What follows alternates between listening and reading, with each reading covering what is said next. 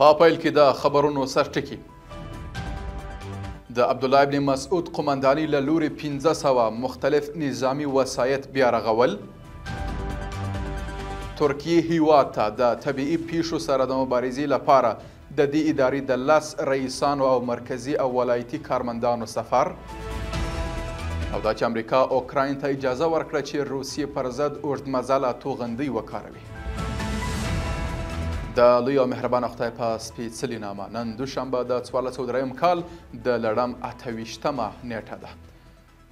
ملي دفاع وزارت وایي چې د عبدالله ابن مسعود رضی الله عنه د جګړه ییزو ګډو زده کړو قمنداني د تأمیناتو کنډک انجینرانو له لوري په تیرو شپږو میاشتو کې 493 بېلابېل ډوله نظامي وسایط په اساسي ډول ترمیم او ګټې اخیستنې ته سپارل شوي. په دې وسایطو کې 309 رنجر، 10 هموي ټانګونه، 11 انټرنیشنل موټرونه، 11 هندي کاسټرونه، 6 پر د آبي ډوله موټر، 15 ارادي بابکیټ، 1 کرینګ، 25 فورد موټر، 4 ماز 1500 او 26 ارادي نور بېلابېل نظامي وسایط شامل دي. د پیښو پر وړاندې د چمتووالي اداره وایي چې د دې ادارې د یو شمېر رئیسانو په شتون کې 10 تنه کارکوونکو د پیښو او زلزلې په تړاو یو روزنیز ورکشاپ کې د ګډون په موخه ترکیې هیواد ته سفر کړی دی. دغه اداره زیاتوي په دې روزنیز ورکشاپ کې د بېلابېلو هیوادونو د پیښو پر وړاندې د چمتووالي ادارو استازي ګډون او له یو بل سره خپلې تجربې شریکوي. په یو بل خبر کې د کړکېچ نړیوالې ډلې مسؤلینو آذربایجان کې د افغانستان چاپیریال ساتنې ملي ادارې له رئیس مولوي مطیع الحق خالص سره کتلي. یادو مسؤلینو په دې کتنه کې ژمنه کړې چې د افغانستان د اقلیمي بدلون ستونزې ته د رسیدو لپاره به د تمویلونکو د جلب لپاره خپلو هڅو ته دوام ورکړي.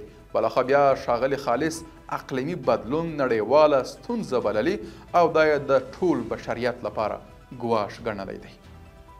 په یو بل خبر کې د هلمند د سنګین څخه د کلو بیا رغونې او پراختیا وزارت وایي چې د هلمند سنګین ولسوالۍ اړوند په بارکزو او هزارهګانو کلو کې د څه باندې 4.9 میلیونه افغانیو په لګښت د اوبو لګولو د یوه کانال جوړولو چارې پیل کړي دي.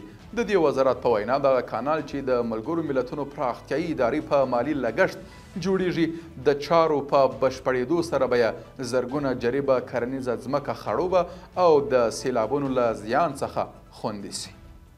او په پایلني خبر کې واشنگټن پوسټ ورځپاڼې د 2 امریکایي چارواکو له قوله خبر ورکړی چې د امریکا ولسمشر جو بایډن اوکراین ته اجازه ورکړي ترڅو د اوږد واټن ویشتونکي امریکایي وسلې د روسیې دننه وکاروي.